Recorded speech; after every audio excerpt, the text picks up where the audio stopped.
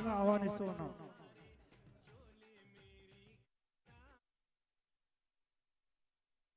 గాయని మంగళి గారు ఇప్పుడే అమ్మవారి దర్శనం చేసుకొని మనకు వేదికపైకి వచ్చారు. వారికి వారి కుటుంబ సభ్యులకు అమ్మవారు ఆశీస్సులు అందజేయాలని తెలియజేసుకుంటూ, అలాగే మంగళి గారిని 2 మాటలు మాట్లాడాల్సిందిగా కోరుతా ఉన్నాం. థ్యాంక్ యూ సో మచ్ అన్న, థ్యాంక్స్ అ లాట్. అందరికీ బోనాల శుభాకాంక్షలు.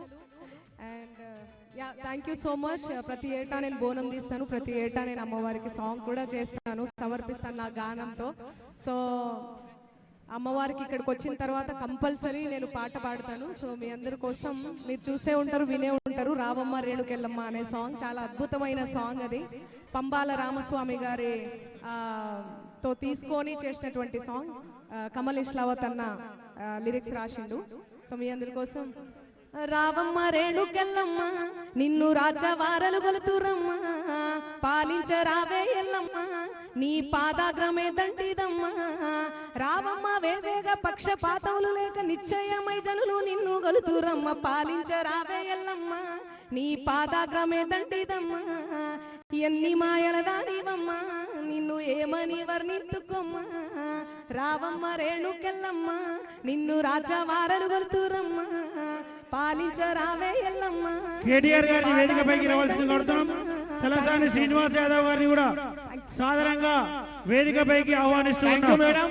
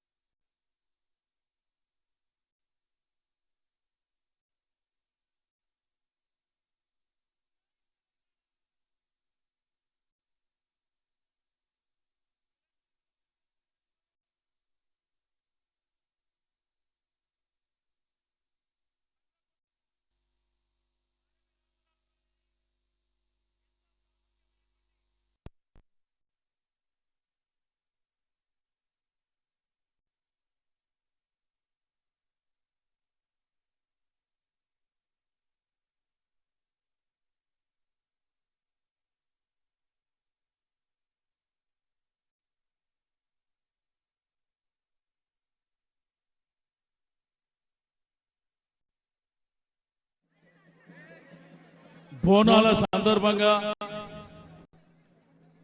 ఈరోజు లాల్ దర్వాజా సింహవాహిని అమ్మవారు బోనాల కార్యక్రమానికి వెంచేసినటువంటి మన గౌరవనీయులు మాజీ మంత్రివర్యులు